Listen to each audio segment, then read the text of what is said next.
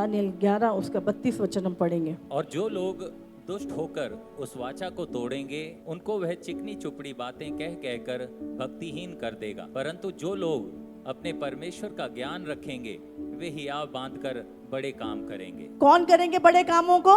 जो परमेश्वर का ज्ञान रखेंगे और वो हियाव बांधकर बड़े काम करेंगे। परमेश्वर ने आपको बड़े कामों को करने के लिए बुलाया है और प्रभु चाहता है आप उसका ज्ञान रखें। एक वचन और निकालेंगे हम, होशे 6 उसका 3। आओ हम ज्ञान ढूंढें। आज दुनिया क्या ढूंढ रही है? हाँ, संसार का ज्ञान, संसार की बुद्धि, संसार की डिग्रियां, संसार का धन। आज दुनिया भर का ज्ञान है। कौन सा ज्ञान? आओ हम ज्ञान ढूंढे, वरन यहोवा का ज्ञान प्राप्त करने के लिए यत्न भी करें, क्योंकि यहोवा का प्रकट होना भोर का सा निश्चित है। वो वर्षा के समान हमारे ऊपर आएगा, वरन बरसात के अंत की वर्षा के समान, जिससे भूमि सिंचती है। तो प्रभु क्या चाहता है कि हम ज्ञान प्राप्त करें। किसका ज्ञान? यहोवा का ज्ञान। और उसके लिए क्या करना है? यत्न करना है, यत्न करना है परमेश्वर का ज्ञान पाने के लिए। संसार दुनिया का ज्ञान पाने के लिए कितना यत्न करता है। डॉक्टर बनने के लिए कितने साल पढ़ना पड़ता है, फिर भी पूरे शरीर का नहीं, फिर ENT का स्पेशलिस्ट, इसका स्पेशलिस्ट। लेकिन आप सोचो, जिस परमेश्वर ने मनुष्य को बनाया है, बाइबल में लिखा है उसने मनुष्य को दही के समान जमाकर बनाया, उसकी हड्डियों के ऊपर चमड़ा चढ़ाया, उसकी नसों को गूंद कर उसने हमारी बॉडी को बनाया है। Hallelujah, hallelujah. एक व्यक्ति 10 साल मेडिकल की पढ़ाई करके एक स्पेशलिस्ट बनता है, और वो भी सिर्फ शरीर के एक अंग का। और जिस परमेश्वर ने हमें बनाया है, हम कहते हैं यूं ही पता लग जाएगा, बस यूं ही हो जाएगा सब कुछ। हमें परमेश्वर की बातों का ज्ञान रखना है। इसलिए आज डॉक्टर कहते हैं इसका इलाज नहीं है, इतना पढ़ने के बाद भी बोलते हैं इलाज नहीं है। USA की डिग्रियां होती हैं, फिर भी बोलते हैं बच ही नहीं सकता। लेकिन जब परमेश्वर का ज्ञान प्राप्त हो जाता है ना, तो वो कहते हैं यीशु तुझे बचाएगा पक्का। मैं बोलता हूं तू विश्वास कर, यीशु तुझे बचाएगा। और 2 महीने बाद रिपोर्ट नॉर्मल आ जाती है। ये है परमेश्वर का ज्ञान। तू क्यों ना वो ज्ञान को हम ढूंढे जो परमेश्वर का ज्ञान है। हालेलुया। तो आज हमें परमेश्वर का ज्ञान यत्न के साथ ढूंढना है, यत्न के साथ। आज हम मसीह लोग संसारिक ज्ञान को प्राप्त करने के लिए इतने सीरियस हैं, लेकिन जो सब कुछ कर रहा है उसके ज्ञान को प्राप्त करने का यत्न भी नहीं हम करते। और परमेश्वर क्या कह रहा है? अगर तुम परमेश्वर का ज्ञान रखो, तुम हियाव के साथ बड़े कामों को करोगे, बड़े कामों को करोगे। हालेलुया। आप जानते हैं, जब परमेश्वर का ज्ञान आप रखते हैं, आप बड़ी बड़ी लड़ाइयों को जीत जाते हैं। जब दाऊद परमेश्वर का ज्ञान रखता था, उसके लिए गोलियत को हराना कोई बड़ी बात नहीं थी। आज डर क्यों आता है? क्योंकि यहोवा का ज्ञान नहीं है। जब ज्ञान नहीं है तो हियाव नहीं है, हियाव नहीं है तो बड़े काम नहीं कर पाते। हियाव कब आएगा? जब ज्ञान रखेंगे। बड़े काम कब करेंगे? जब परमेश्वर को ढूंढेंगे। होशे में क्या लिखा? परमेश्वर क्या है? बढ़ोतरी देता है हमें जब हम उसके ज्ञान को देखते हैं। इब्राहिम ने जब परमेश्वर की आवाज को सुना, सुलेमान ने जब परमेश्वर की बुद्धि को चाहा, उसने उसके ज्ञान को सजोया।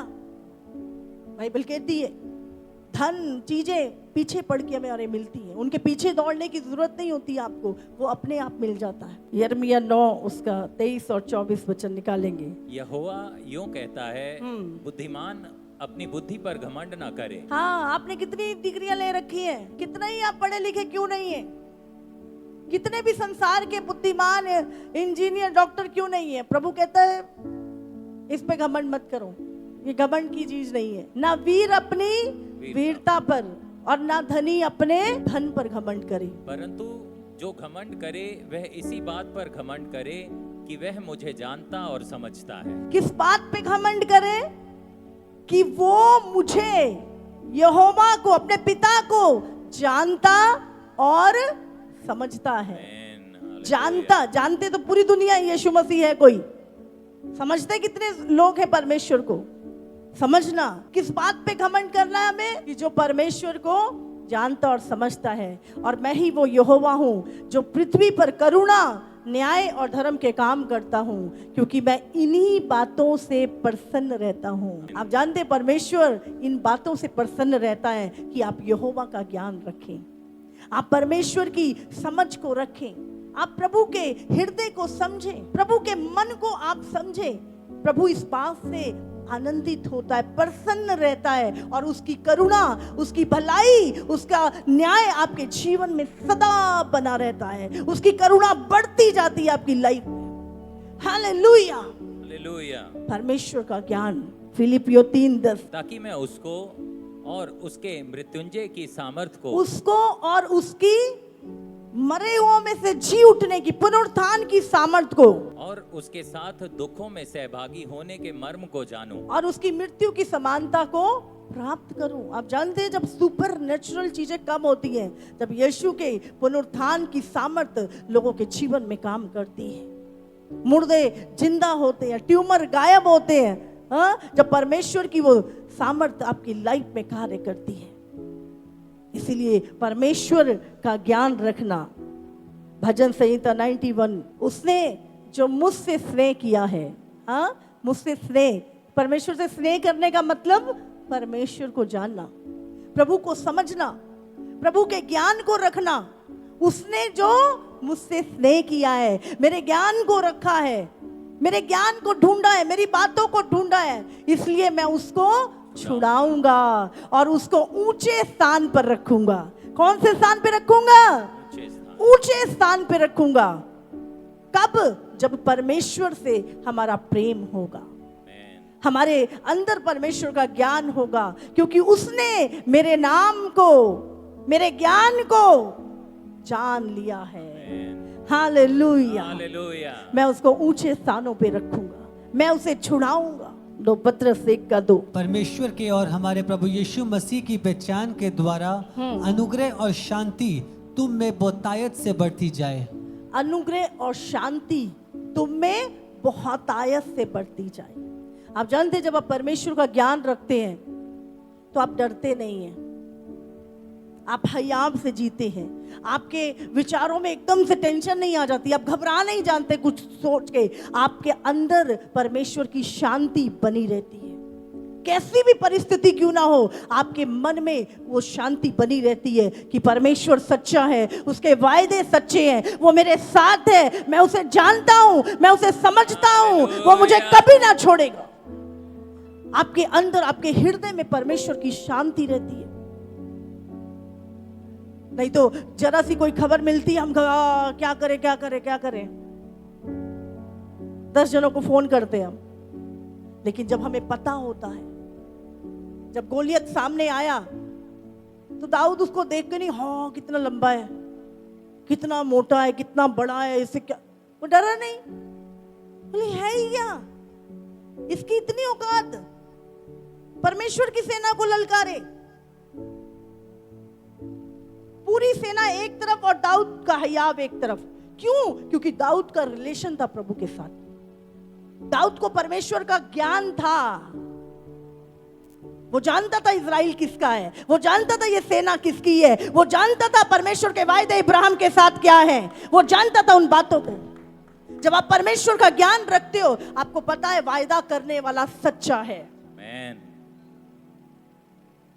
इसलिए जब परमेश्वर ने इब्राहिम को बुलाया, इब्राहिम को नहीं, वह बच्चा कब होएगा, ये कब होगा, वो जानता था बुलाने वाला सच्चा है, वायदा करने वाला सच्चा है। जो उसने बोला है, मेरी मरी हुई दशा तो मेरे शरीर की मैं जानता हूं, लेकिन मैं उस पे विश्वास करता हूं जिसने वायदा किया है।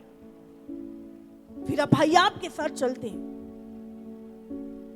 आज दुनिया भर का ज्ञान हमें है, लेकिन हम प्रभु में होके प्रभु का ज्ञान नहीं रखते। हालेलुया। आपको पता नहीं, अब हम फाइनल स्टेज पे हैं, प्रभु का आगमन बहुत निकट है। यीशु का आना हम देख रहे हैं पूरे संसार में। अब तो ऐसा भी नहीं कुछ नहीं पता, सबके पास फोन है, सबके पास लेटेस्ट न्यूज आती है, दुनिया में क्या हो रहा है सबको सब कुछ पता है। तो अगर हम देखें बाइबल की प्रोफेसियों को, परमेश्वर के जो वचन प्रभु ने दिया कि एंड टाइम में ये सारी चीजें होंगी, और जब हम इधर देखते हैं, फिर हम संसार में देखते हैं, फिर हम बाइबल में देखते हैं, फिर हम संसार में देखते हैं, हो प्रभु ने लिखा है तो सब हो रहा है, इतने बड़े बड़े भूकंप आ रहे हैं, हाँ ये सारी चीजें, वर्ल्ड वॉर 3 होने वाला है, महामारियां और आ रही है, परमेश्वर आपने जो जो कहा वो सब हो रहा है। तो आपको क्या लगता है यीशु का आगमन नहीं होगा? हाँ, लेकिन कई बार लगता नहीं होगा मसीहों को देख के, इतने कंफर्ट से आराम से बैठे हैं सब।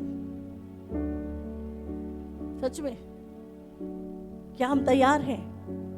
क्या हमारी कलीसियाएं तैयार हैं? आज हमें प्रभु पूछेगा हमसे, क्या कर रहा था बैठ के? आप क्या कर रही थी क्या बैठ के? प्रभु मैं तो फेसबुक चला रहा था। प्रभु 2 घंटे बस मैं प्रचार सुनता था किसी का। प्रभु पूछेगा, बाइबल में लिखा है जिसको ज्यादा सौंपा है उससे ज्यादा लिया जाएगा, जिसको कम सौंपा है उससे कम लिया जाएगा, पर वो हिसाब किताब सबका करने वाला है। तो हम जो प्रभु के दास हैं, हमें बहुत ही ध्यान रखना है। सबसे पहले किसको बुलाएगा यीशु जब आएगा? हाँ, पास्टर को बुलाएगा इधर, क्योंकि जो हमने सिखाया होगा वही कलीसिया सीखी होगी। तो सबसे पहले किसका लेखा होगा? हमारा होगा। अगर खुद प्रार्थना करेंगे तो कलीसिया करेगी, खुद उपवास करेंगे तो कलीसिया करेगी हमारी। अब तो ऐसे लगने लगे पास्टर भी एक प्रोफेशन हो गया है।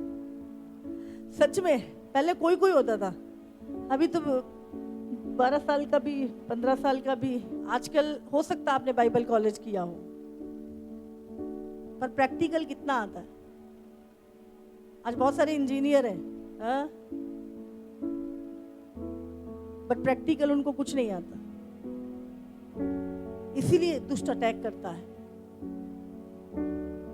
हम संसार की तैयारी तो करते हैं, संसार की डिग्रियां लेते हैं सालों सालों, लेकिन मसीह में हम ऐसे ही उतर जाते हैं बिना तैयारी के, और फिर हम सफर करते हैं। आज हमें प्रभु की आवाज को सुनना, प्रभु का आगमन बहुत निकट है। यीशु मसीह क्यों आ रहा है? 2 काम करने आ रहा है।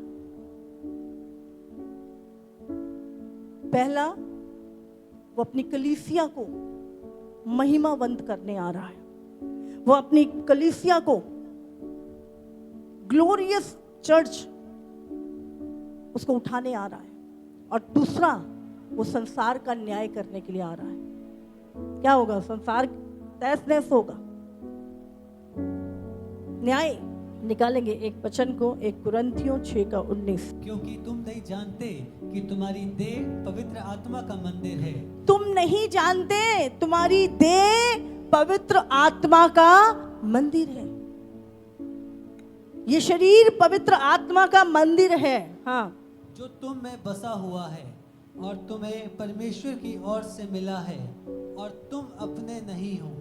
पवित्र आत्मा किसकी ओर से मिला है? परमेश्वर की ओर से, जो तुम में बसा है और तुम्हें परमेश्वर की ओर से मिला है। तुम अपने नहीं हो अब कि अपनी मनमर्जी पूरी करो। तुम पवित्र आत्मा का मंदिर हो, और इस देह से परमेश्वर की महिमा करो, इस देह को पवित्र रखो।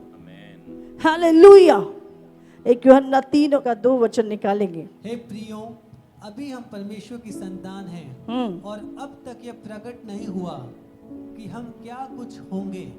इतना जानते हैं कि जब वह प्रकट होगा तो हम भी उसके समान होंगे, क्योंकि उसको वैसा ही देखेंगे जैसा वे है। सुनो क्या लिखा, देखो पिता ने हमसे कैसा प्रेम किया। पिता ने हमसे कैसा प्रेम किया कि हम परमेश्वर की संतान कहलाएं, और हम हैं भी। हम किसकी संतान है? अब फलाने फलाने की? हाँ, किसकी संतान है? परमेश्वर की संतान है। देखा, हम है भी। हे प्रियो, अब हम परमेश्वर की संतान हैं और अभी तक ये प्रकट नहीं हुआ कि हम क्या कुछ होंगे।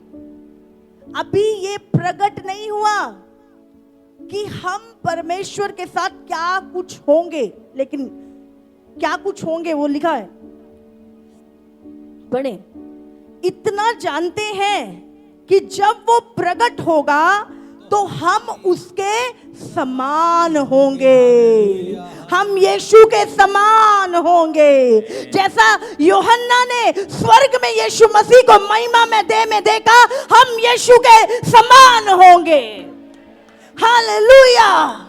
अगर हम परमेश्वर की संतान हैं, मैं कई बार सोचती हूँ परमेश्वर, मैं एक प्रार्थना किया करती थी और मेरे को 2-3 दिन पहले वो वचन मिला। मुझे लगता था कि ये मैं ही प्रार्थना करती हूँ, मतलब बाइबल में नहीं है, मतलब मैं ही प्रार्थना करती हूँ ये। बट कुछ दिन पहले मैं अपनी बाइबल रीडिंग कर रही थी और जस्ट वो वचन मुझे मिला, अरे मैंने ये बाइबल में भी है। मैं सोच रही थी मैं ही प्रार्थना करती हूँ इसी, और मैं बोलती थी परमेश्वर, मैं मिट्टी का एक ठीकरा थी जो किसी खेत में किसी कोने में पड़ा था और जिसको कोई जानता भी नहीं था।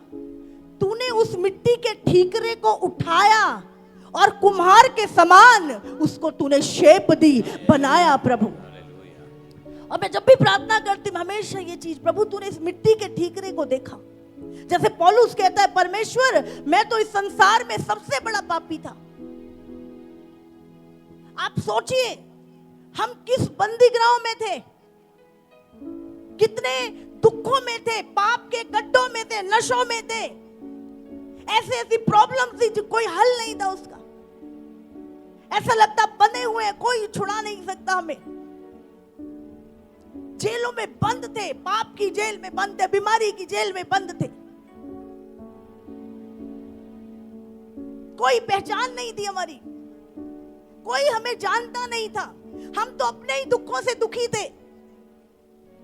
लेकिन धन्यवाद उस पिता का, धन्यवाद उस परमेश्वर का जिसने हमें गोद ले लिया, जिसने हमें गोद ले लिया और अपना नाम दे दिया और कहा अब ये अनाथ नहीं है, अब ये पापी नहीं है, अब ये छोड़ा हुआ त्यागा हुआ नहीं, अब ये मेरी संतान है। हमें लीगली अपना नाम दे दिया। हालेलुया। उस परमेश्वर ने हमें अपनी संतान बना लिया। वो कहता है जितनों ने उस पर विश्वास किया उसने उन्हें परमेश्वर की संतान होने का अधिकार दिया। हम सोचें आज हम थे ही क्या पहचान थी हमारी? हमारे अपने हमें नहीं समझते थे, लेकिन खुदा ने हमें समझा नहीं। हमारे बंधनों को से हमें छुड़ाया, हमारे गड्ढों से हमें निकाला, अपने लहू से हमें धोकर साफ किया, हमारे बंधनों को तोड़ा और हमें सफेद वस्त्रों को पहनाया और हमें गोद में उठा के कहा आज से तू मेरा पुत्र है, तू मेरा पुत्र है, तू मेरी संतान है। उसने हमसे कैसा प्रेम किया, कैसा अद्भुत प्रेम किया उसने हमसे। आज देखो उन लोगों को जिनके जीवन में परमेश्वर नहीं है, उसने हमसे कैसा प्रेम किया कि हमारे लिए इकलौता पुत्र दे दिया कि हम परमेश्वर की संतान कहलाएं, और हम हैं भी। और हम नहीं जानते अभी हम क्या कुछ होंगे, कौन कौन सी पदवियां रखी हैं, कौन कौन से सिंहासन रखे हैं, कौन कौन से 10 नगर रखे हैं, क्या कुछ होंगे हम नहीं जानते। लेकिन हम इतना जानते हैं कि जब यीशु प्रकट होगा तो हम यीशु के समान होंगे, यीशु के समान होंगे। देखा यीशु को, यूहन्ना ने देखा, उसकी आंखें ज्वाला के समान चमक रही हैं, उसके मुंह से 2 धारी तलवार निकल रही है, उसके पांव पीतल के से हैं और वो ग्लोरियस, उसकी महिमा। और यहाँ पे लिखा है तुम भी उसके समान होगे। Hallelujah, hallelujah. हम यीशु के समान होंगे। आगे पढ़ेंगे हम इसे, और लिखा है जब वो प्रकट होगा तो हम उसके समान होंगे, क्योंकि उसको वैसा ही देखेंगे जैसा वो है। जैसा वो है। अभी तो लकड़ी पे टंगा हुआ देखते हैं उसको, हाँ बेचारा यीशु, लेकिन उसकी वो महिमा जैसा वो है हम उसको वैसा देखेंगे। आप जानते हैं, आप प्रभु के चेहरे को देखना भी, आपकी आंखें, आत्मिक आंखें भी आपकी चुंधिया जाती हैं। ऐसा रूप है प्रभु का, और वही रूप आपको मिलने वाला है। लेकिन किसको? लिखा है आगे, और जो कोई उस पर ये आशा रखता है कि मैं प्रभु की संतान हूं और मैं उसके समान होऊंगा, तो वो अपने आप को वैसा ही पवित्र करता है जैसा वो पवित्र है। हालेलुया। हालेलुया। अगर आप परमेश्वर की संतान हैं तो आप उस पे आशा रखते हैं, और आप अपने आप को वैसा ही पवित्र करते हैं जैसा वो पवित्र है। क्या यीशु सबको लेने आ रहा है? बाइबल में लिखा है जिसने अपने आप को पवित्र किया है। फिलिपियो 3:20। पर हमारा स्वदेश स्वर्ग पर है, और हम एक उद्धारकर्ता प्रभु यीशु मसीह के वहां से आने की बाट जो रहे हैं। हालेलुया। हमारी सिटीजनशिप कहाँ की है? हो सकता है किसी की इंग्लैंड की हो, किसी की यूएसए की हो, किसी की कहीं की हो, कनाडा की हो, लेकिन प्रभु क्या कहता है? यदि हम प्रभु में हैं, हम प्रभु की संतान हैं, तो हमारा स्वदेश कहाँ है? स्वर्ग पर। स्वर्ग में। हम कहां से बिलोंग करते हैं? तो हम इस संसार के है ही नहीं। और लिखा है, और हम एक उद्धारकर्ता प्रभु यीशु मसीह के वहां से आने की बाट जो रहे हैं। क्या जो रहे हैं आप बाट? क्या आपकी कलीसियां यीशु के आने की बाट जो रही हैं? क्या आपके परिवार यीशु की कैसे जोते हैं बाट? हाँ, आपकी कई बार कैब आनी होती है, आपकी कोई गाड़ी आनी होती है,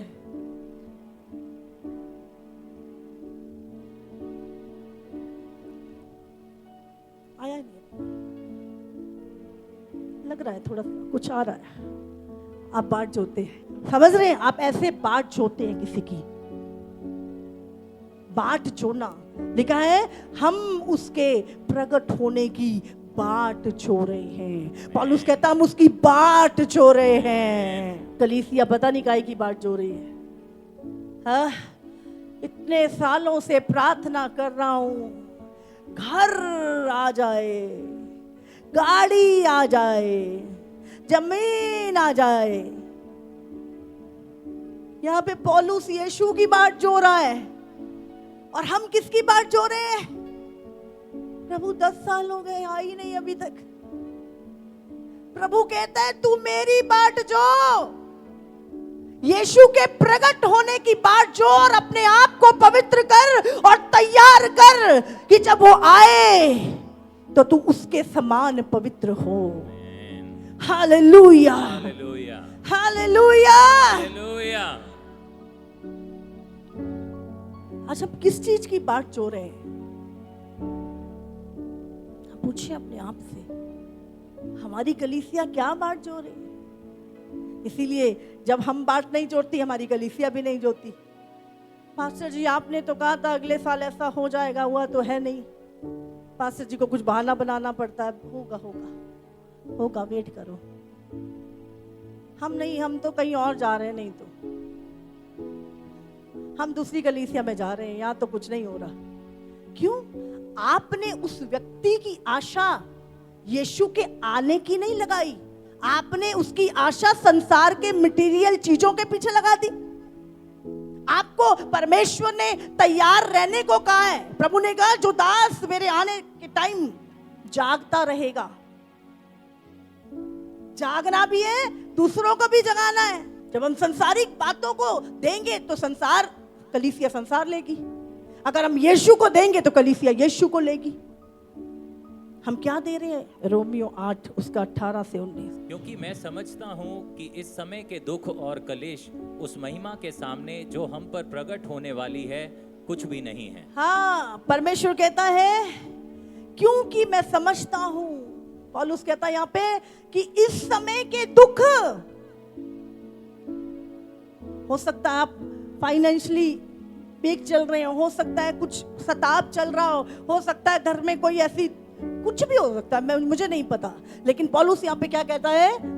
इस समय के दुख, हम सबकी लाइफ में कोई ना कोई चीज हो सकती है। इस समय के दुख और कलेश, बोलो दुख और कलेश, दुख और कलेश, दुख और कलेश, दुख और कलेश उस महिमा के सामने, महिमा के सामने जो हम पर प्रकट होने वाली है, हम पर प्रकट होने वाली है, कुछ भी नहीं है, कुछ भी नहीं है, कुछ भी नहीं है, कुछ भी नहीं है।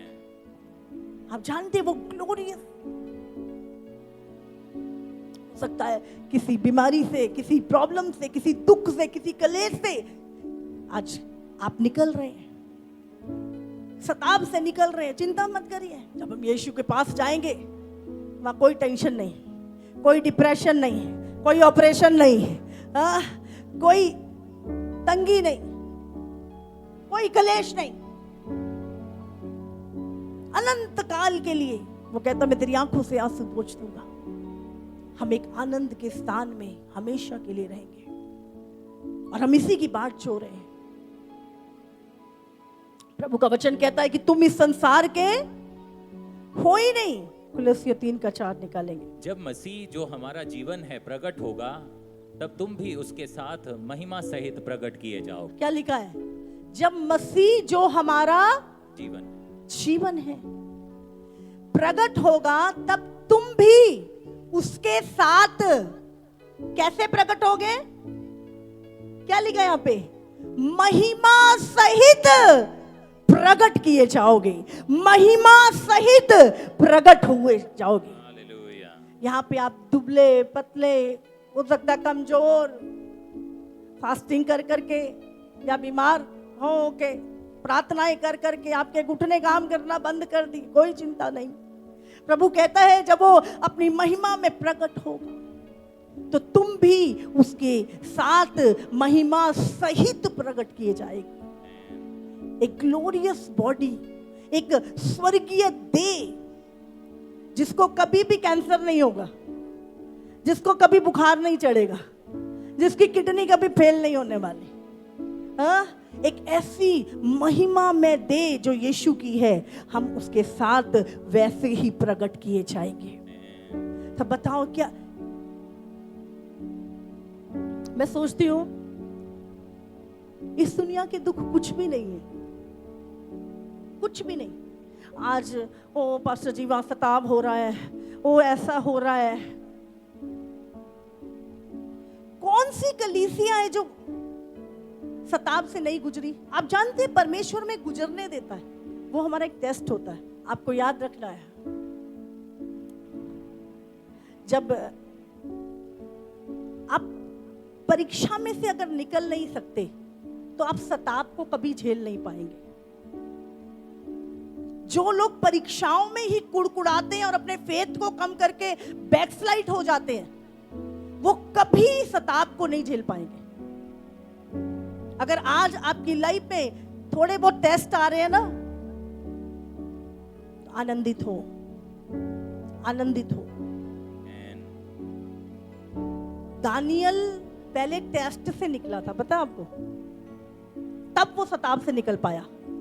जब टेस्ट आया, राजा ने बोला भाई मेरी मेज का खाना खाना है दानियल तूने।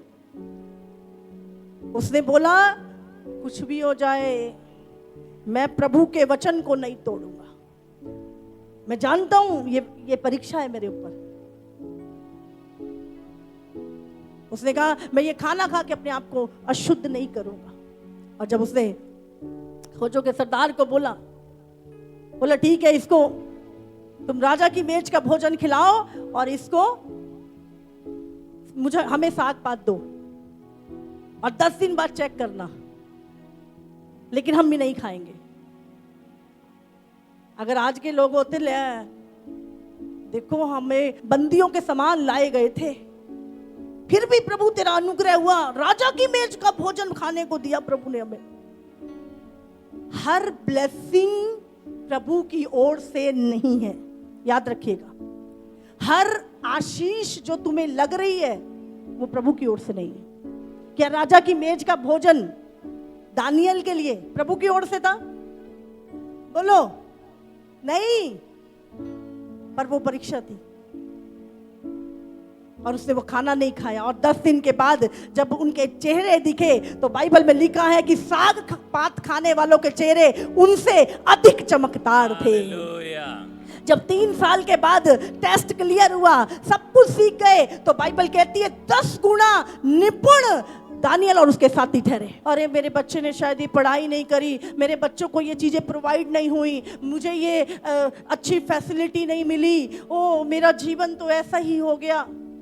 हम संसार से अपने आप को कंपेयर करने लगते हैं। जो संसार बुद्धि नहीं दे सकता ना, परमेश्वर आपके बच्चों को प्रार्थना में बैठा के बुद्धिमान बना देगा सुलेमान की तरह। हमें लगता है क्यों हम कंपेयर करते हैं। आप कैसे कंपेयर कर सकते हैं अपने आप को संसार के? क्या हम संसार के हैं? क्या संसार महिमा की दे पाएगा? संसार में क्या है? पाप, चोरी, व्यभिचार, करप्शन, ये सब कुछ संसार में है।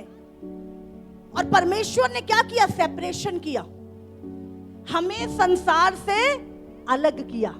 अलग कैसे किया? हमें पवित्र आत्मा दिया। बाइबल में लिखा है जो तुम में बसा है उसको संसार नहीं जानता और ना पा सकता है। तो परमेश्वर ने क्या किया? हमें संसार से सेपरेट किया, सेपरेशन,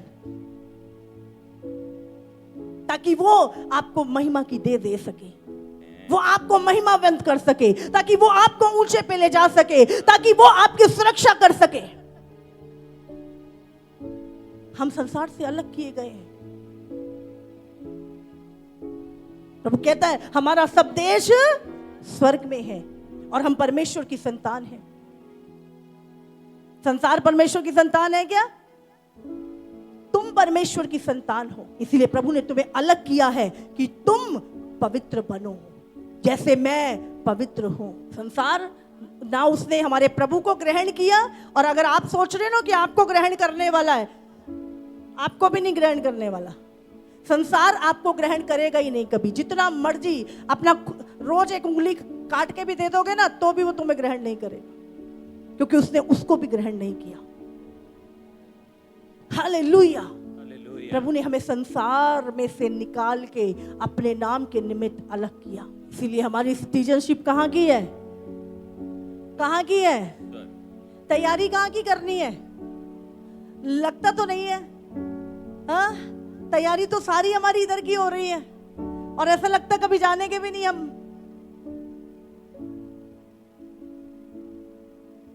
ट्रेन आ रही है, हाँ? कौन चढ़ेगा? जो ट्रेन के पास खड़ा है ना, सीटी बजते ही भाग के जाता खिड़की की ओर, वही तो जाएगा। अगर एक व्यक्ति आराम से घर में बैठा और बोल रहा है जी मुझे भोपाल जाना और मैं चला जाऊंगा, उसके लिए उसको क्या करना है? ट्रेन के पास जाना है, उसको बाट जोड़नी है ट्रेन की, तभी तो जाएगा। आपको कहीं जाना, आप एयरपोर्ट पर जाते हो नहीं जाते? पहले तैयारी करके जाते हो। आधार कार्ड तो नहीं भूल गया कहीं पे? हाँ, टिकट ले ली मैंने अपनी।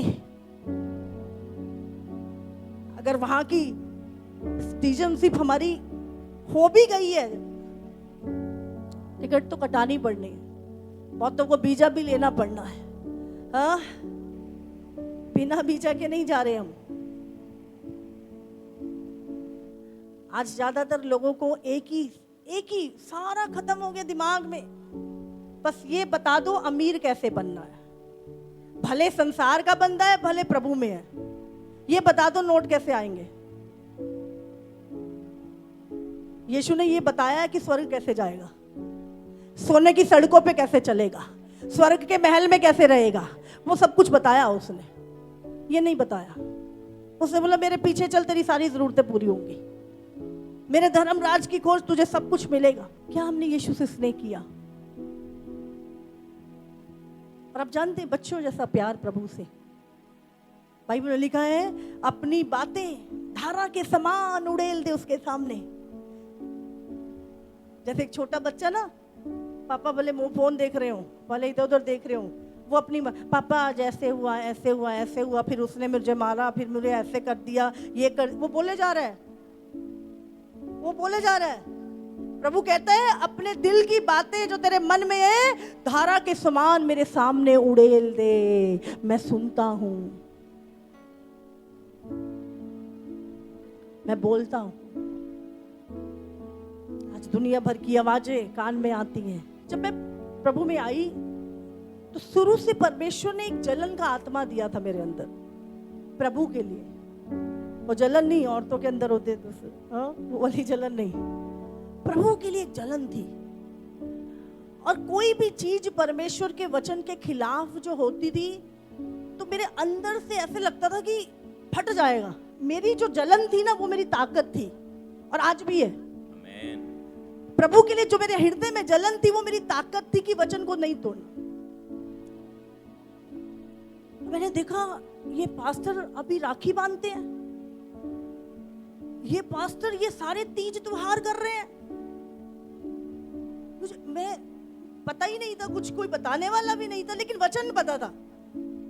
ये सारे चीजें ये सब भी कर रहे हैं। एक पास्टर मिली मुझे, अच्छी खासी पास्टर है वो, बहुत साल पहले। बोलती है आज ना मुझे जाना है। मैंने कहा अच्छा। बोले कहाँ जाना है? बोले शाम को एक जागरण है। अच्छा। मैंने कहा सिस्टर आप जाते हो क्या? मैं बहुत नई थी प्रभु में, बहुत पुरानी थी। बोले अगर हम नहीं जाएंगे तो वो कैसे आएंगे?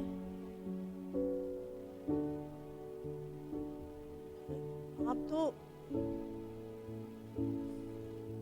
मैंने कहा ना आए, बिल्कुल ना आए, पर मैं तो नहीं जाऊंगी।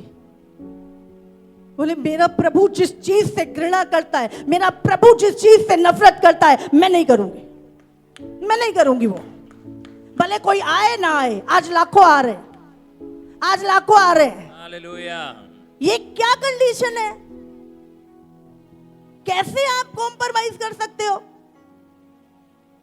आप बाइबल में लिखा है अब यदि तुम मसीह में हो तो नई सृष्टि हो, पुरानी बातें बीत चुकी है और सब कुछ देखो नया हो चुका है। एक जलन का आत्मा, जो चीजें तुम्हारा प्रभु नहीं ग्रहण कर रहा तुम कैसे कर सकते? एक पास्टर की बात कर रही हूं मैं, विश्वासियों को तो हाल ही उनके चर्च का क्या होगा आप सोच सकते। पहले बनाते थे भाई, नहीं जानते थे रक्षा करने वाला कौन है, अब तो जान गए ना वो रक्षक है। तत्व ज्ञान, मनुष्यों की सिखाई हुई शिक्षा छोड़ दो अब और मसीह को पहन लो। सबसे पहली कमांडमेंट कौन सी है 10 कमांडमेंट में से? तू मुझे छोड़ किसी को ईश्वर करके ना मानना और ना अपने लिए कोई मूर्ति खोद के बनाना, भले आकाश में, पृथ्वी में, जल में, कहीं पर भी। बोला नहीं बोला? शुरू में जब नए मसीह होते तो ये सब चीजें जल्दी जल्दी रट लेते हैं हम ना, 10 कमांडमेंट। तो ये तो अच्छे से रटी हुई थी। बोले पहली आगे तोड़ रहे हैं अभी। बाइबल में क्या लिखा है? मूर्ति पूजा करने वाले स्वर्ग के राज्य के वारिस नहीं होंगे।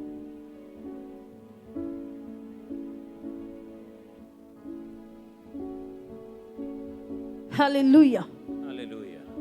वचन हमारी ताकत है, वचन परमेश्वर की चेतावनी है हमारे लिए। हम संसार के नहीं हैं। बोलो हम संसार के नहीं हैं। संसार के नहीं हैं। बोलो हम स्वर्ग से हैं, स्वर्ग से हैं। हम मसीह से हैं, मसीह से हम परमेश्वर से हैं। परमेश्वर से। Hallelujah, hallelujah, hallelujah, hallelujah. बोलो परमेश्वर ने हमें संसार से अलग किया है। ईश्वर ने हमें संसार से। आज लोग ग्रेस ग्रेस नशा करता है, पता है ये बंदा अपनी पत्नी को छोड़ के दूसरे के साथ व्यभिचार करता है, बट उसके पास बड़ी गाड़ी है। अब वो आता है, पास्टर जी प्रार्थना करो मेरा बिजनेस बढ़े, खूब दान दूंगा। पास्टर को बाइबल में ये लिखा है, मैं सच में बोल रही हूं। प्रभु तुझे ब्लेस करे, तेरा बिजनेस बढ़ाए, तुझे नरक में ले जाए। हाँ? यही होगा। वो बढ़ेगा और व्यभिचार करेगा। उसको बोलो प्रभु, उसको क्या बोलना है? ये छोड़, नहीं नरक में जाएगा। ये पाप छोड़, नहीं तो परमेश्वर, वहां का कीड़ा कभी नहीं मरता, वहां की आग कभी नहीं बुझती। भाई ये तेरी गाड़ी, ये तेरा पैसा नहीं रहेगा। अगर यीशु को अपनाएगा तो जिंदगी भर सोने के महलों में रहेगा, नहीं तो यहाँ का कुछ भी सब टेम्परेरी है। हम उसके लिए प्रार्थना, क्रोप आएगा हमारे ऊपर, याद करिए, मैं सच में बोल रही,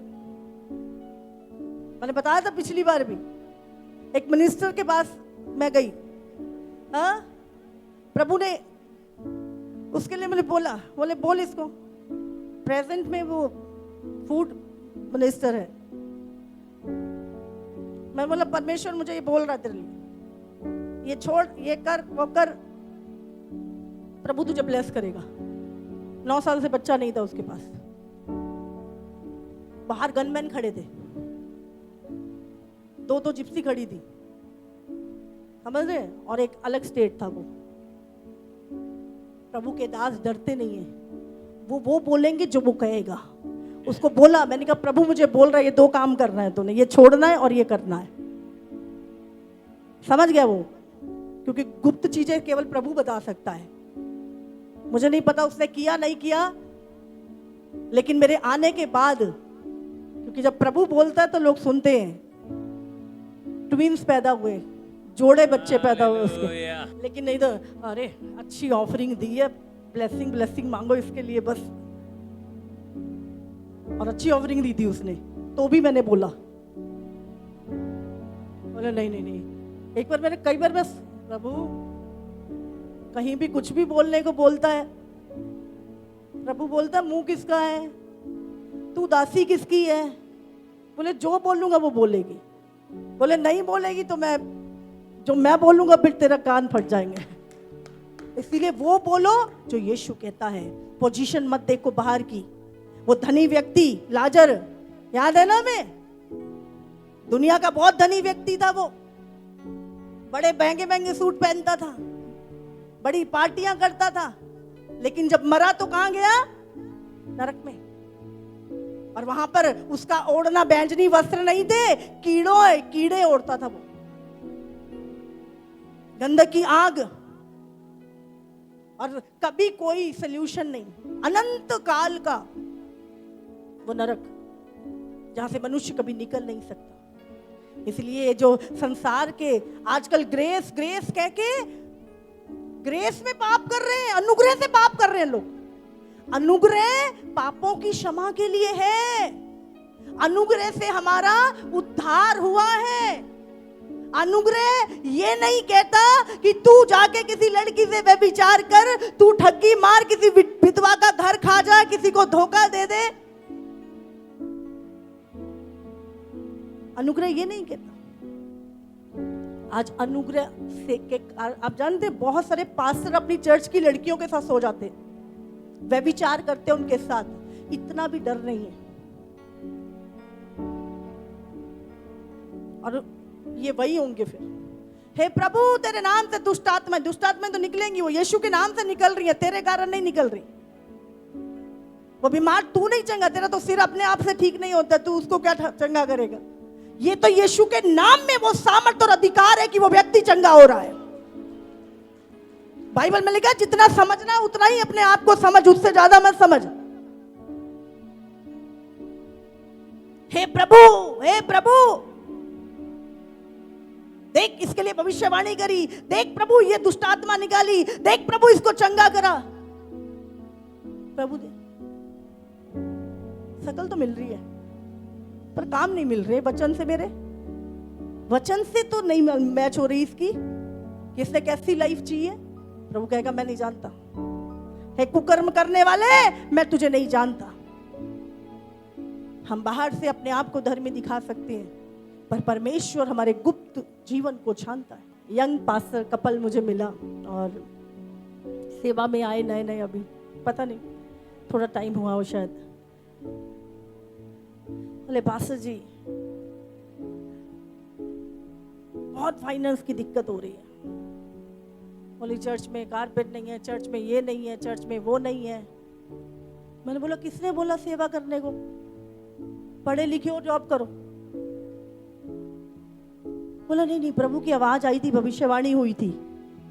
मैंने बोला फिर जिसने भविष्यवाणी दी है, जिसने बोला है, वो कुर्सियां भी ले आएगा, वो दरी भी ले आएगा, वो तेरे मकान का किराया भी दे देगा। तू काहे को चिंता करता, चुप करके प्रार्थना कर और अपना काम कर, बस ज्यादा नहीं बोलना। हालेलुया। थोड़े दिनों बाद फोन आया, बोले पास्टर जी सब कुछ हो गया, घर भी मिल गया, ये भी हो गया, वो भी हो गया। अरे आप क्यों कंफ्यूज हो? हम पूरी दुनिया को तो क्लेरिफाई कर देते हैं, पर अपने आप को नहीं कर पाते। अपने आप को नहीं कर, हमारे कंफ्यूजन चलते रहते हैं।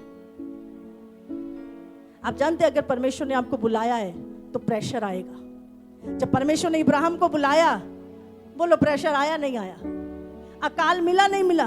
राजा ने पत्नी बुला ली थी नहीं बुला ली थी? 24 साल बच्चा नहीं हुआ। लोग पूछते थे, भाई तू तो कह रहा था वायदा किया था प्रभु ने, तेरे लिए तो भविष्यवाणी हुई थी, अभी तक तो प्रभु ने तुझे इस्तेमाल नहीं किया। उसी को जो जो जो सुना है ना, उसको पकड़े रखो बस। वो पहचानता था प्रभु की आवाज को। आज लोग गलत डायरेक्शन में क्यों जाते हैं? क्योंकि प्रभु की आवाज को नहीं पहचानते, और 15 साल एक रॉन्ग प्लेस पे रह के मेहनत करते रहते हैं, सही डायरेक्शन को नहीं पकड़ते, बुद्धि का सहारा। हालेलुया। पवित्र बनो जैसा तुम्हारा बनाने वाला पवित्र है। आप प्रभु के दास हैं।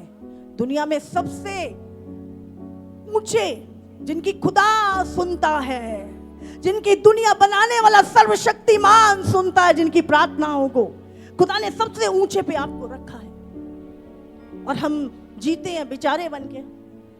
हमें लगता है संसार बड़ा ताकतवर है, मैं बेचारा हूं।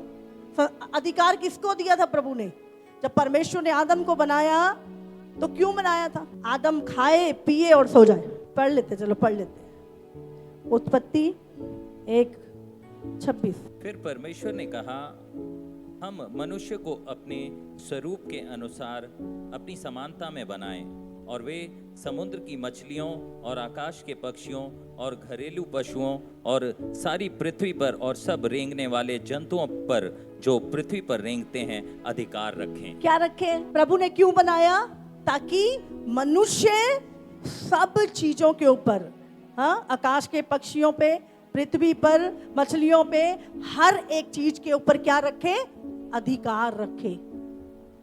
लेकिन ये अधिकार हमने खो दिया था, लेकिन यीशु में दोबारा वापस ले लिया है, और वो अधिकार आज हमारे पास है। जो लोग सोच रहे हैं कि हम कंफर्ट में बढ़ेंगे, मैं आपको बोल रही हूं, बाइबल में लिखा आने वाले दिन बुरे हैं। हम कलीसिया अब सताव में जाएगी, ट्रिबुलेशन में जाएगी, बहुत बड़ी मुसीबतें इस संसार पे आएंगी। और अगर हमने सामर्थ्य रहना है तो हमें याद रखिए, इसी रीति से प्रभु ने कहा अंत के दिनों में क्या है? संगति में बढ़ना है, संगति में हमें बढ़ना है।